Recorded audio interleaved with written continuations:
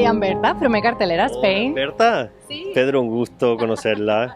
Encantada. Now it's clear that Daddy Dean is back and Grogu is the main concern for him. But how is he going to balance that role of father with the Mandalorian role that he has to follow? It's a crisis.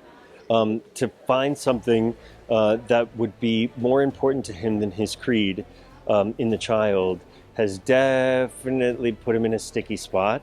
I love talking about how scary it would be for all of us to kind of have our identity stripped away from us.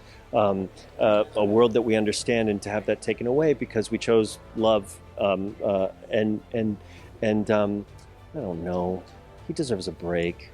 He should be allowed both. So we'll have to see. Nice to meet you. Muchas gracias. Yes. ¿Cómo estás? Muy bien, muy contenta de estar aquí. Oh, poquito. People think I'm Spanish when I get to Los Angeles all the time, so it's good. You have this great energy all the time. You're so excited. You're like a fan. So, Boba Fett season 2. No word yet. No word, but they've got some other stuff to do first. But we try to do a good job to give them encouragement to do a season 2. And I've got to catch up with the writers who are I keep missing them. I want to hear what they've got planned. Of course, they're here and we're at their discretion.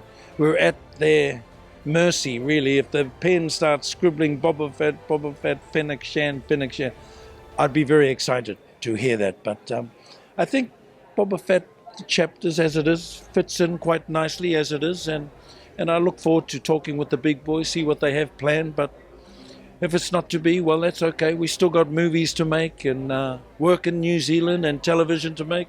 Maybe come to Madrid one day, Barcelona. We love that. Yes. Madrid. Yes, Madrid, Barcelona. I'd love to come to Spain.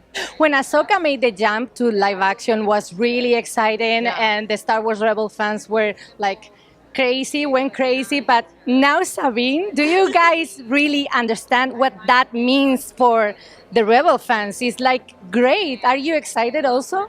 After today's screaming, I understand.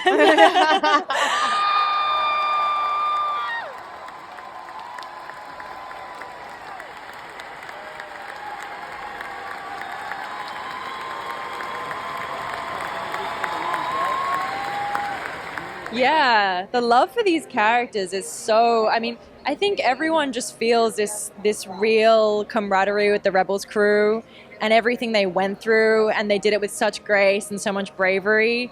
And I think that they're just carrying that love, and we get to continue the journey now, and everyone's going to not be disappointed because we've got a journey ahead of us. Yeah. It's it's like really exciting. I love that it's like all of the animations that we get to watch is a history and a memory that we get to explore, but it's not all that it is. And I think the more you deep dive into it, you crave more. And it's all going to be for all of you in a really short period of time, but I can say it's been really delicious to kind of sink our teeth into right now. We've already seen an evolution on your character. She had a goal in the first, steps of the series, but now it's completely different because the Darksaber is like gone, and we've seen her in her throne. So, how is she feeling? Well, I would imagine that, when you have a goal and you don't accomplish that goal, you might feel a little disappointed.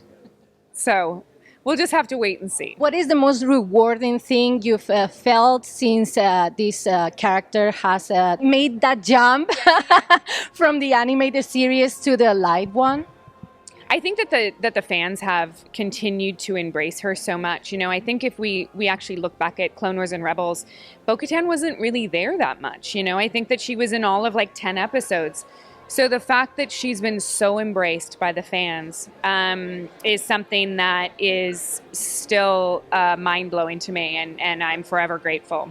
Are you excited as a fan to see Sabine, another animated character in the screen? Oh my God, of course I am. The thing that I'm looking forward to the most for Bo-Katan, hopefully, you never know, she may team up with her Rebels crew. What can we expect from your character in the season 3? What can you tell me, like a tease? A tease? A little bit. I can tell you, I can tell you that he dresses really well. Oh yeah, he looks really sharp.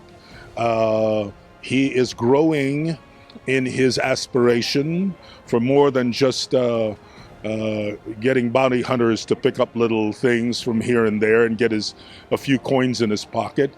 He wants to rule the world. Wow. Wow, that's what I said. No, you know what? We have so much fun in this season with all the crazy stuff that's going on from episode to episode, that Grief Karga gets to put his toe in the water and feel the temperature, whether it's cold or hot, and react to, you know? So it's an exciting, I guess, time for me, because I get to take this ride with this character and what John and Dave have created and put together, and we have all these resources and effects and all the computer-generated backgrounds that are magnificent, and the great camera people and the great editors and the music, okay? Ludwig's music, I mean, it's like every one of these is a movie. It's a mini movie. So to be a part of it for me, ha ha ha ha ha.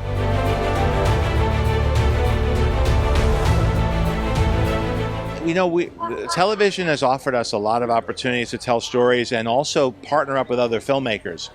In movies, you know, the director tends to be the person who's overseeing the franchise. But in the case of television, you get to work as executive producers and writers. You get to work with a lot of directors. And those partnerships open up a lot of opportunities to tell other stories and increase the amount of Star Wars that we're able to be involved with. We're really excited with your character because we're hoping to see her evolve. Right now, she's been like a guide for Mando, and is she going to get, some action or something like that? I think she might. You're keeping the secret tight. I'm sworn to secrecy. She's like this really cool character, but in a wisdom kind of way. Do you feel like you have to know it all about Star Wars and you're running around asking questions to Dave and John, or how are you doing it? You just keep to the script? I definitely ask a lot of questions when I feel like there's something that she's talking about that I need more depth of knowledge about.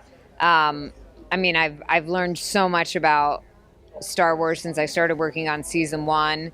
And if there's ever something that comes up in a script that I don't know, I make sure I ask. But that's the nice thing about having John and Dave right there, is that I can ask them. And, sometimes there's things that she says that are not at all tied to the canon, that they've just decided to add in that episode. So we're establishing new canon all the time. And it's a really interesting thing, because it is, sometimes I do need to attach it to something that is already part of the canon.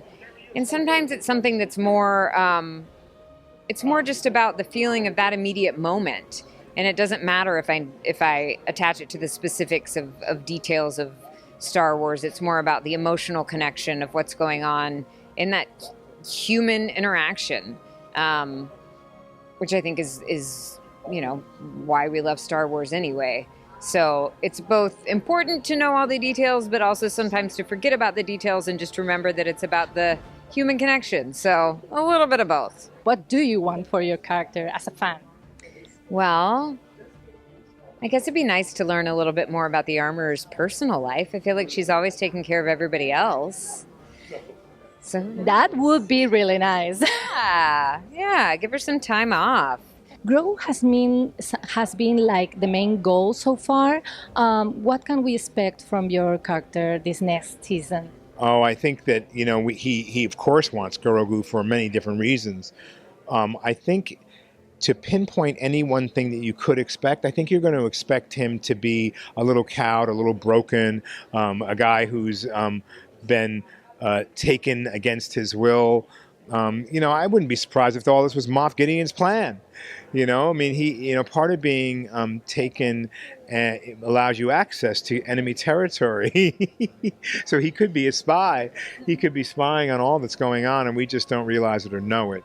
So to me, I create that backstory in my consciousness, and I lay out a bunch of different backstories that could happen, because I want people to look at me and see something full happening in my being when I'm working in my eyes or behind my eyes. None of those have to play out or be true, but I think it's always good for me to have more information than not. And it's not the kind of information that you get from Dave and John, because they just hold things a little close to the vest sometimes. They talk about what they need to talk about. But I think that's also very smart.